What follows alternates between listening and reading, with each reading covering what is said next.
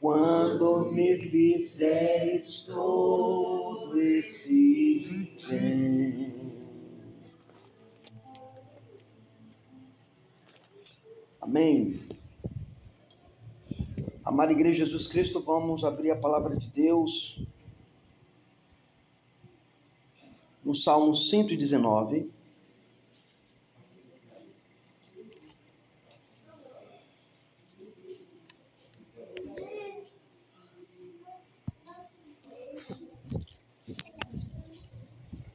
Salmo 119.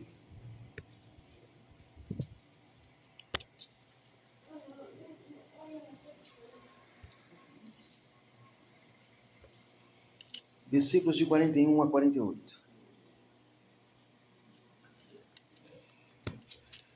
Salmo 119, versos de 41 a 48. Diz assim a palavra do Senhor: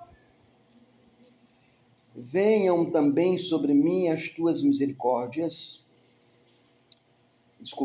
Venham também sobre mim as tuas misericórdias, Senhor, e a tua salvação, segundo a tua promessa, e saberei responder aos que me insultam, pois confio na tua palavra.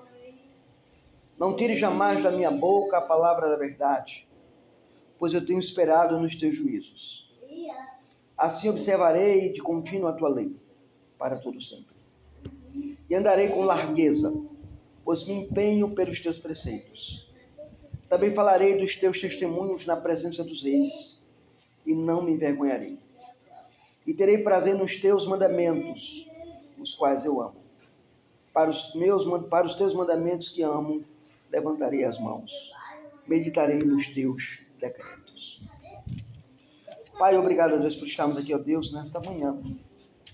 Jogamos, ó Deus, a iluminação do teu Espírito Santo, para que possamos, de fato, ó Deus, aprender, ó Deus, da tua lei, ó Deus, ao nosso coração.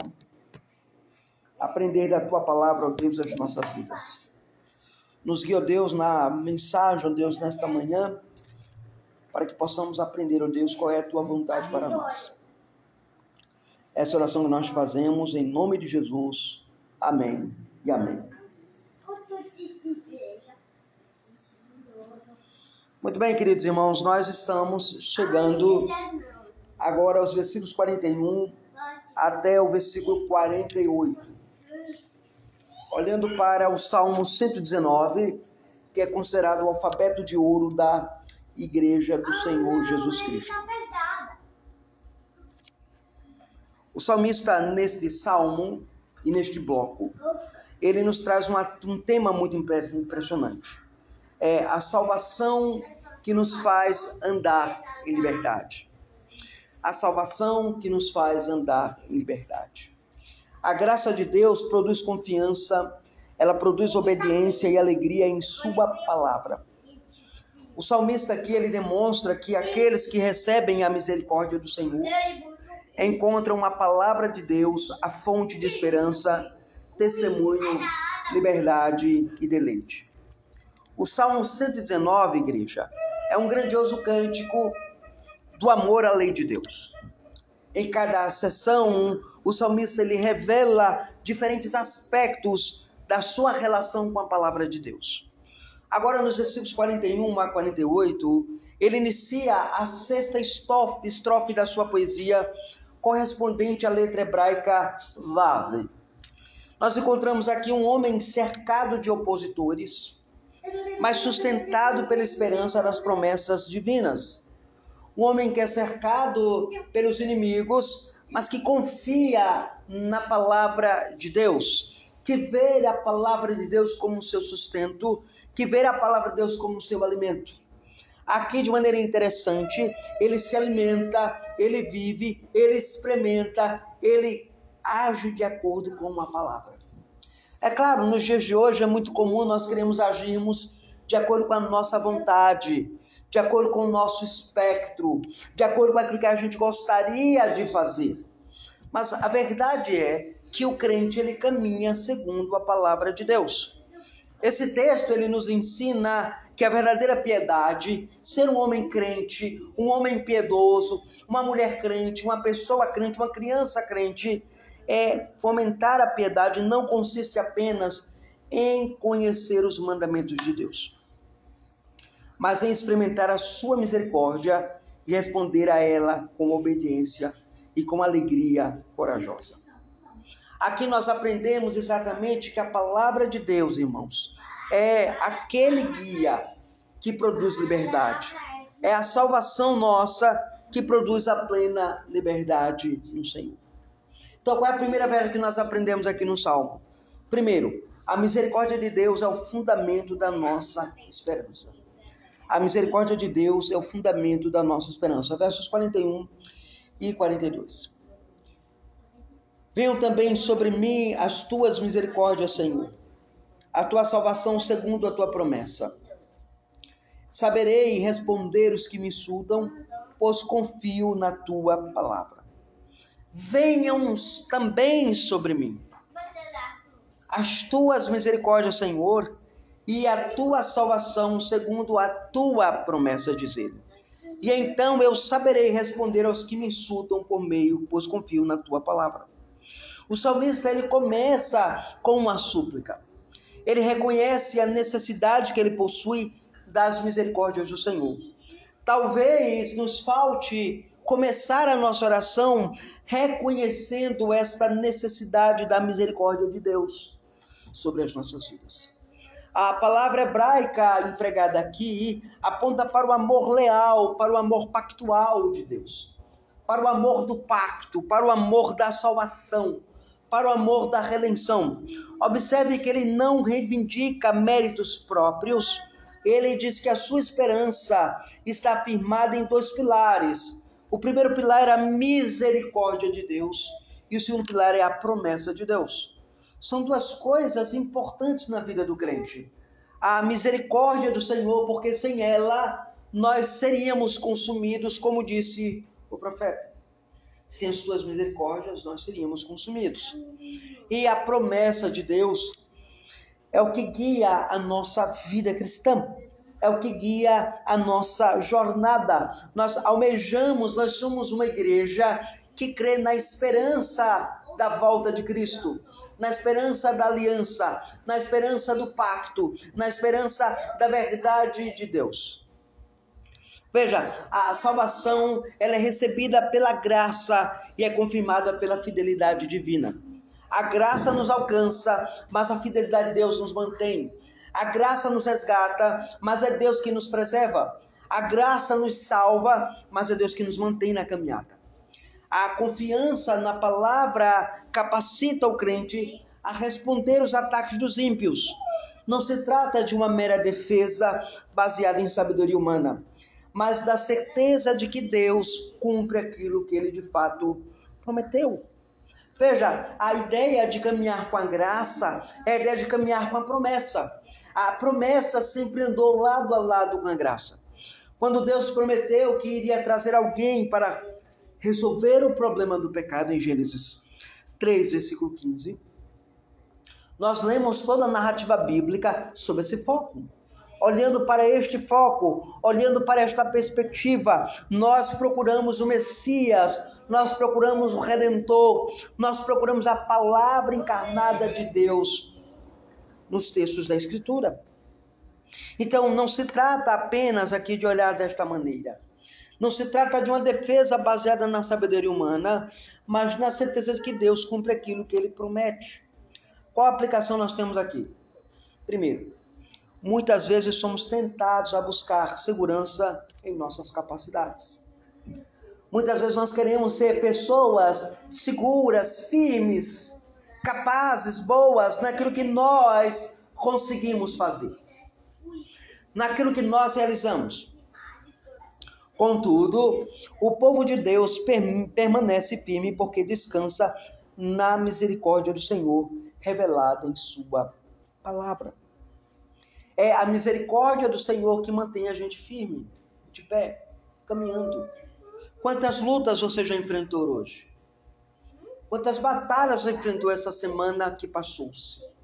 E quantas batalhas vão iniciar nesta semana agora? Há muitas. Uma delas é o desapego às coisas. A segunda é o interesse pelo dia do Senhor. A terceira são as lutas diárias do nosso dia a dia. As contas a serem pagas, os problemas particulares a serem resolvidos, a família vivendo lutas e batalhas e buscando nesta batalha o caminho da misericórdia e da graça do Senhor. Por quanto tempo você vai continuar caminhando? Essa é a grande pergunta do seu coração. Por quanto tempo você vai continuar suportando tudo que suporta? Essa é a grande pergunta que a gente faz. Mas lembre-se, é a esperança e a confiança na palavra de Deus que capacita o crente a seguir em frente. A segunda verdade que a gente aprende aqui no texto é a verdade de que Deus deve permanecer continuamente, a verdade de Deus deve permanecer continuamente em nossos lábios. Veja agora o versículo 43 deste Salmo, Salmo 119, 43. Não tire jamais da minha boca a palavra da verdade, pois tenho esperado nos teus juízos. Olha que coisa interessante. Não tires jamais da minha boca a palavra da verdade, pois tenho esperado nos teus juízos. O salmista, ele deseja perseverar no testemunho da verdade. Ele quer continuar falando da palavra, ele quer continuar falando de Deus, ele quer continuar falando do Evangelho. Ele sabe que sem o auxílio divino, ele poderá fraquejar. Por isso ele pede que a palavra permaneça em sua boca. A palavra permanecer na sua boca implica em santidade nas palavras. Santidade no que você fala, santidade no que você diz. Aqui, o salmista, ele de maneira categoricamente, ele esclarece isso. Por isso ele pede que a palavra fique na sua boca. Existe aqui uma relação inseparável entre esperança no juízo de Deus e perseverança na confissão da verdade. Eu espero que Deus há de trazer juízo sobre o mundo, mas eu vou continuar falando desse Deus em meio ao caos que eu vivo, em meio aos problemas que eu vivo, em meio às dificuldades que eu vivo, em meio às lutas que eu enfrento. O meu papel como crente é confiar na verdade, é falar a verdade, é proclamar ela. Quando você entende isso, você consegue viver pela verdade. Viver pela simplicidade, pela singeleza, pela clareza da palavra. Veja, o salmista diz, é por isso, Senhor, ele diz, não tire jamais da minha boca, que eu não deixe de ser crente, que eu não deixe de confiar na tua lei.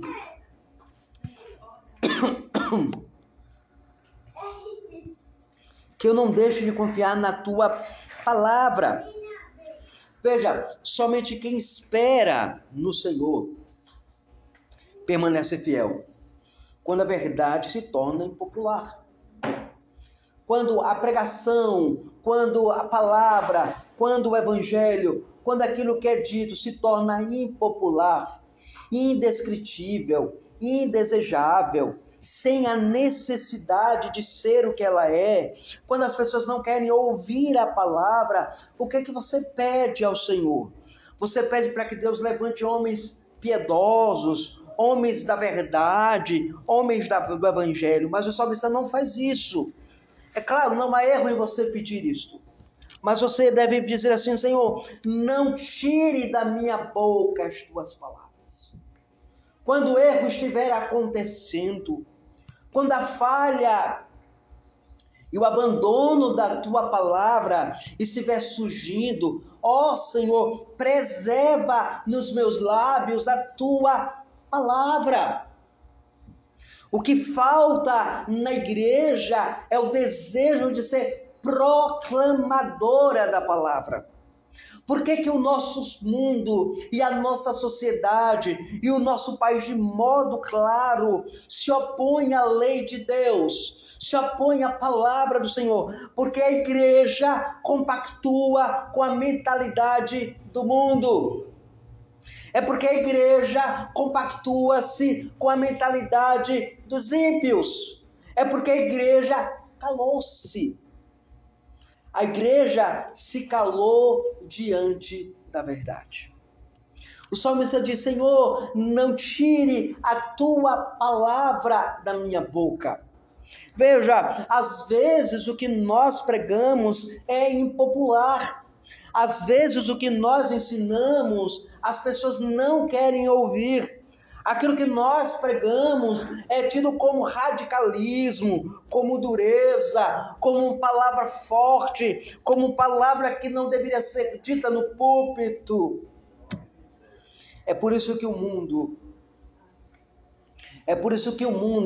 ele cai e ele mergulha na incredulidade. E por isso que o mundo ele rejeita a palavra que nós proclamamos, porque nós, de maneira acovardada, nos calamos diante das injustiças do mundo. Hoje você vê o progressismo avançando. Hoje você vê as coisas contrárias à palavra de Deus avançando em nossa sociedade. O homem não é mais homem, agora é mulher, a mulher não é mulher, a mulher é qualquer coisa. Uma gestante não é uma mãe, uma gestante é a pessoa que gesta. A mulher que é homem, o homem não é mais homem, o homem é mulher. Esta confusão toda está acontecendo porque a igreja está calada. A igreja não é mais a voz profética que denuncia pecado. O pecado não é mais chamado de pecado. O pecado não é mais pregado e ensinado na igreja. O saudoso pastor John MacArthur Jr., no seu famoso livro Com Vergonha do Evangelho, ele declara exatamente isso. Nós precisamos chamar pecado de pecado. No outro livro clássico dele, Sociedade Sem Pecado, o John MacArthur mais uma vez lembra-nos de que a nossa sociedade, ela entrou no declínio do pecado, onde ela aplaude o pecado, onde o vício é exaltado em lugar da virtude. É exatamente isso que o salmista está dizendo: Senhor, não tira jamais da minha boca a palavra da verdade. A palavra da verdade precisa ser pregada, ela precisa ser ensinada. O que a gente aprende aqui, irmãos? Veja, vivemos dias em que muitos silenciam diante da pressão cultural. Vivemos dias em que a pressão é apenas a cultura. Eu lembro quando eu dava aula de filosofia na faculdade. Os alunos diziam assim: essa é apenas a minha opinião. E eu dizia: você não está na aula de opinião, você está na aula de filosofia. E a aula de filosofia não é a opinião. Filosofia busca a verdade. O que é a verdade? Aquela pergunta que Pilatos fez: o que é a verdade? A verdade, quando nós lemos o Evangelho, nós descobrimos que aquilo que Cristo diz, aquilo que Ele fala, Ele é a verdade. Então a pressão cultural, ela tenta fazer com que nós nos silenciemos. Não, igreja, nós não podemos ficar calados. Segundo, contudo, a igreja, ela é chamada a proclamar a verdade de Deus com amor, com coragem e fidelidade. 3 coisas destacáveis aqui. A primeira, a verdade precisa ser dita, mas dita com amor. Às vezes a gente quer dizer a verdade de maneira intempestiva, de maneira dolorosa, de maneira agressiva, de maneira a ferir o outro. E como nos ensina o nosso catecismo, que nós usamos a verdade de maneira inoportunamente. Não é o nosso papel. Segundo, a verdade precisa ser dita com coragem. Seja corajoso, disposto a falar a verdade. E por fim, a palavra deve ser dita com fidelidade. Não aumente nem um i, nem um tio, nada da palavra da verdade. Obrigado.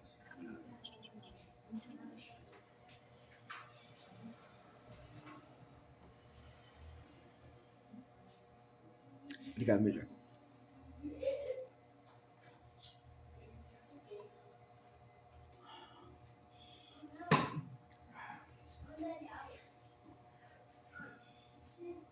Muito bem. Então nós precisamos dessas 3 características para a verdade: o amor, a coragem e a fidelidade.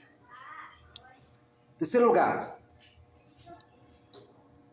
o que nós aprendemos ainda aqui, versículo 44, ele diz assim: assim observarei de contínuo a tua lei para todo sempre. A terceira verdade que você aprende aqui é que esse caminho da liberdade nos conduz à obediência constante, sendo a marca do verdadeiro povo de Deus. Assim observarei de contínuo a tua lei para todo sempre. A graça, irmãos, não produz negligência espiritual.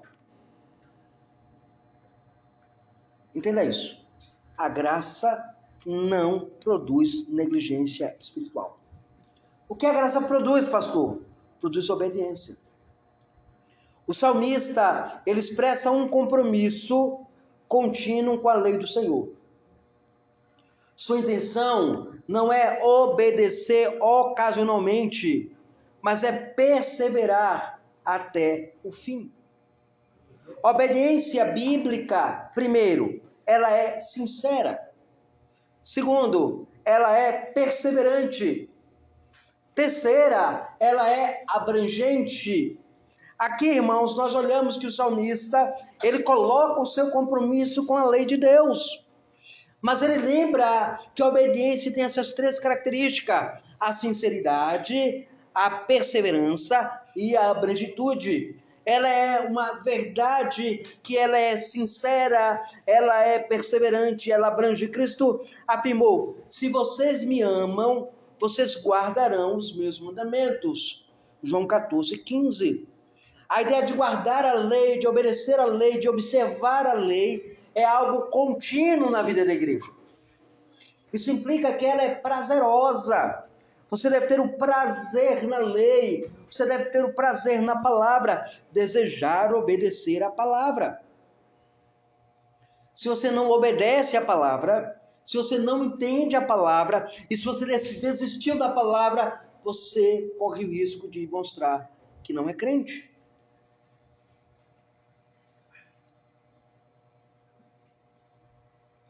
Qual aplicação você tem aqui?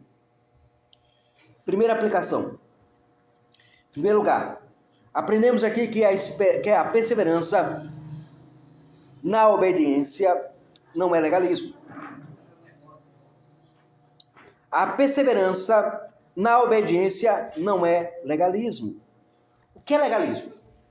Legalismo é você querer ser salvo pela obediência. Legalismo é você querer ser salvo por guardar a lei. Isso é legalismo. Mas veja, perseverança na obediência não é legalismo. Você não persevera em obedecer para ser salvo. Você persevera em obedecer para demonstrar o seu amor a Cristo. Por que você obedece à lei? Porque você diz que ama a Cristo. Por que você obedece a palavra? Porque você diz com a sua obediência que está amando a Cristo. É evidência do amor por Deus a obediência. E é fruto da obra do Espírito Santo. Você não é obediente porque você é bom. Você não é obediente porque você quer. Você é obediente porque o Espírito Santo faz você obedecer.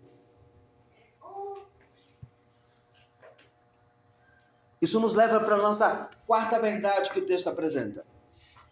É que a palavra de Deus, ela nos conduz à verdadeira liberdade. Versículo 45 agora, diz assim: e andarei com largueza, pois me empenho pelos teus preceitos.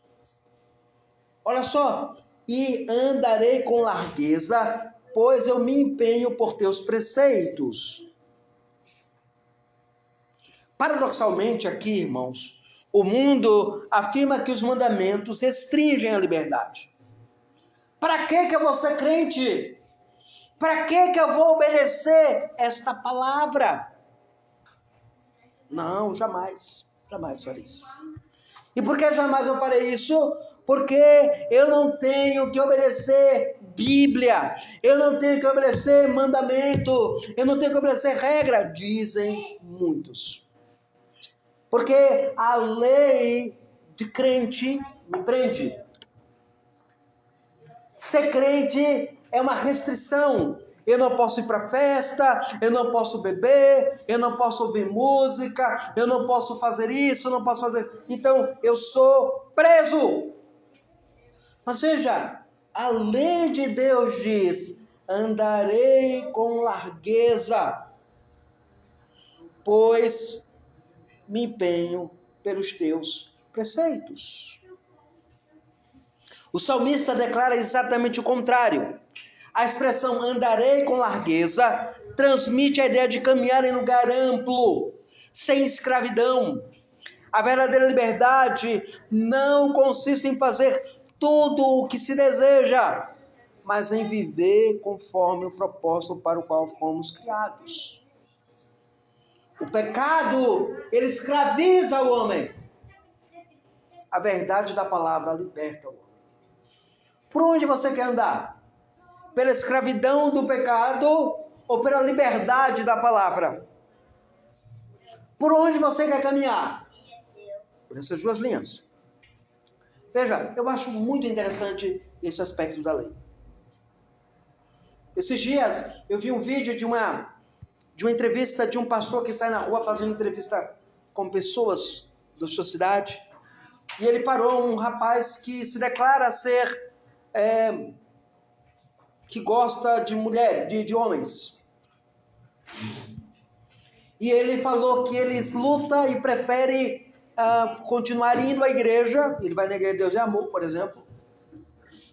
E ele se restringe em cometer aquele pecado por amor a Cristo. Veja, eu achei a pessoa mais honesta do mundo nesses termos. Porque ele sabe que está errado, ele reconhece que está errado, ele opta não praticar nada de errado para demonstrar o seu amor a Cristo. Ele optou pelo celibato. Quando nós olhamos para essa leitura, nós pensamos, nossa, o que ele está pensando em fazer? Talvez ele pense que a salvação se dá por não fazer aquilo. Mas a salvação não se dá por não fazer aquilo. O aspecto que nos chama a atenção é que uma pessoa desta, ele declara estar não pecando para, de fato, honrar a Cristo. De fato, aqui quando nós aprendemos em andar com uma palavra, nós aprendemos que andar com a palavra é obedecê-la, caminhar com ela e encontrar nela a verdadeira liberdade. É ela quem nos limpa, ela quem nos purifica. Jesus declarou: vocês conhecerão a verdade e a verdade vos libertará.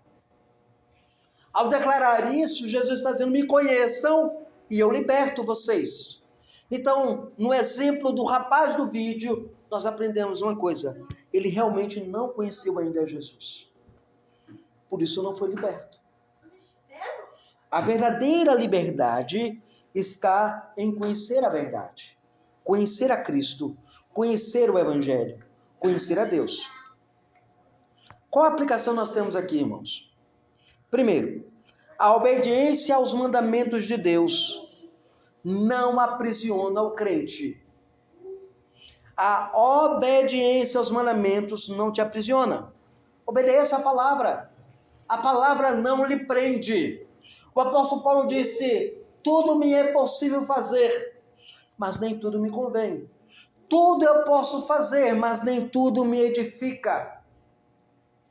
A outra verdade que a gente aprende aqui é que esta palavra, ela conduz à vida abundante e à liberdade espiritual. É esta palavra que faz isso. Agora, para a quinta verdade que nós aprendemos aqui, no versículo 46. Ele diz assim: também falarei dos teus testemunhos na presença dos reis e não me envergonharei. A quinta verdade é: o povo de Deus deve testemunhar com ousadia diante dos poderosos. Ele diz: também farei dos teus testemunhos na presença, falarei dos teus testemunhos na presença dos reis e jamais me envergonharei. Aqui o salmista, ele está disposto a confessar a verdade mesmo diante das maiores autoridades da terra. Ele não se envergonha de ser crente. Ele não se envergonha. Ele não se envergonha de conhecer a palavra de Deus. Ele possui autoridade superior à dos homens. Ao longo da história bíblica, irmãos, vemos esse princípio em ação. Moisés diante de Faraó, Daniel diante de Nabucodonosor, Pedro e João diante do Sinédrio, Paulo diante dos governadores. Aqui nós aprendemos que conhecer a palavra, entender a palavra, viver a palavra, é de fato dar testemunho ousado da palavra. É você saber que você serve a Deus e você não tem medo de falar da palavra onde quer que você ande, aonde quer que você caminhe, confiar no Senhor, ser um crente. As pessoas precisam olhar para a sua vida e serem denunciadas, porque você é um crente, porque você ama Jesus. Lembre-se de Pedro, quando Pedro ele comete aquele pecado de negar a Cristo, de fugir na hora em que os inimigos chegaram para prender o nosso mestre, e aí ele começa a falar, e aí alguém diz assim, não, tu é um deles. Ele diz, não sou não, tu é um deles, não. A tua fala te condena que tu és um deles. A fala de Pedro, a maneira de Pedro falar, denunciava a maneira de ele ser um crente. Que tipo de crente é você? A sua forma, a sua maneira, o seu modo de agir, lhe denuncia como um crente ou lhe faz questionar a sua cristandade? A fidelidade cristã, irmãos, existe exatamente esse preceito claro. A fidelidade cristã exige essa coragem, essa ousadia de ser crente, mesmo quando tudo parece não exigir um papel de crente. Somos chamados a testemunhar de Cristo em qualquer ambiente, em casa, no lar, na escola, no trabalho.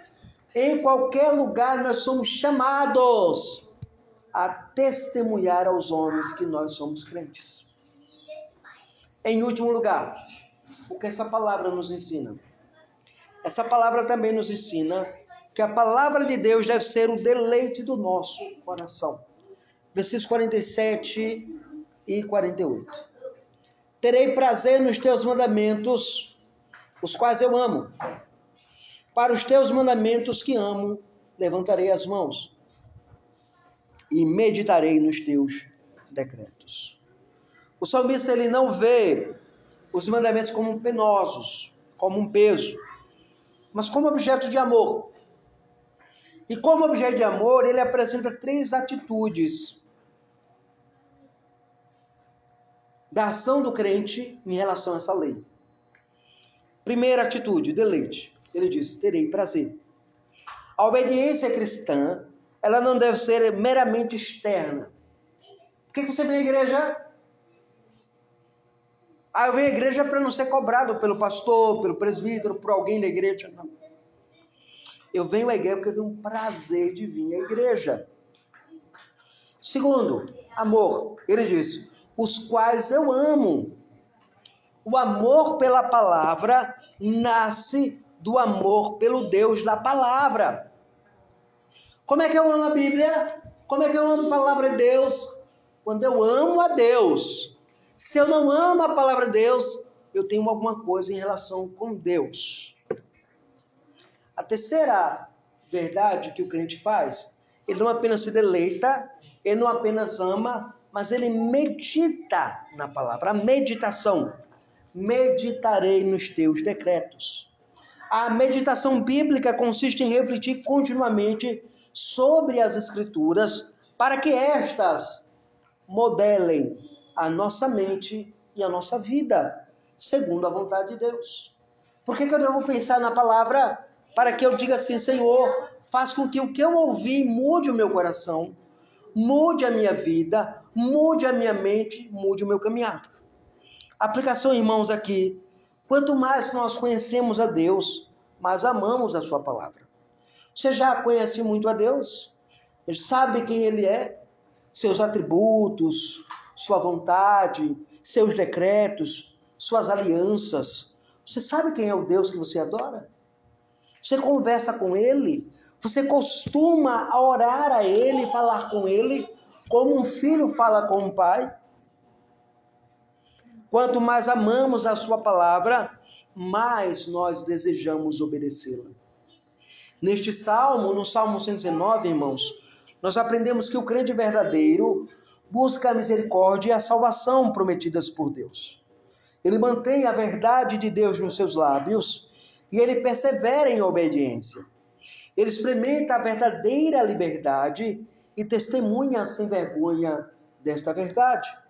Ele aprende a encontrar nesta verdade prazer, porque é o Senhor quem fala nela.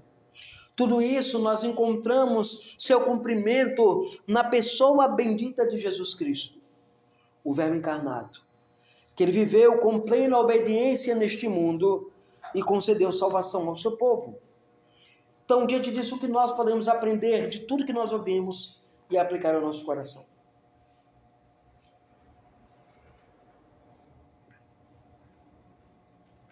Primeira verdade que eu queria apresentar para você. Em que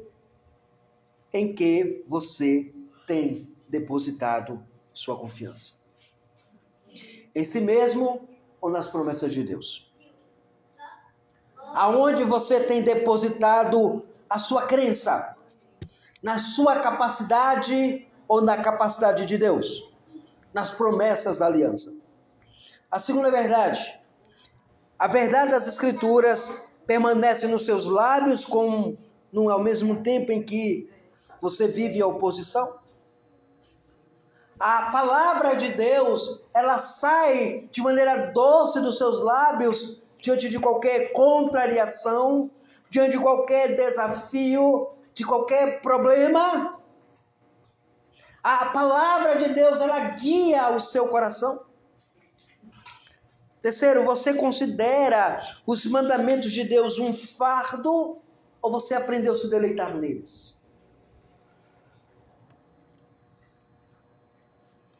Sua vida como um crente, hoje, demonstra a liberdade que nasce da obediência ao seu Salvador?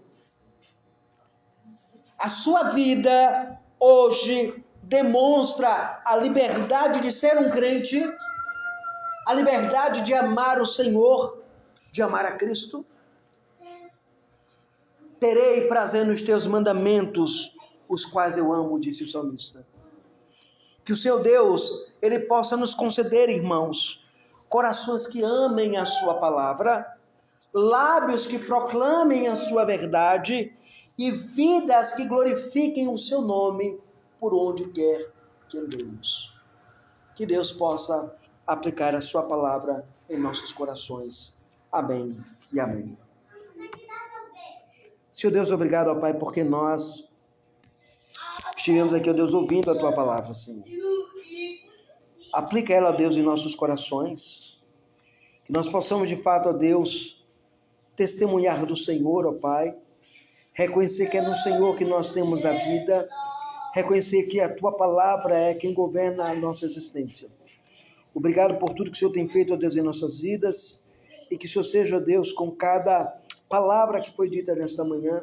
E que cada verdade, Deus, possa ser aplicada em nossos corações. Essa oração nós fazemos em nome de Jesus. Amém e amém.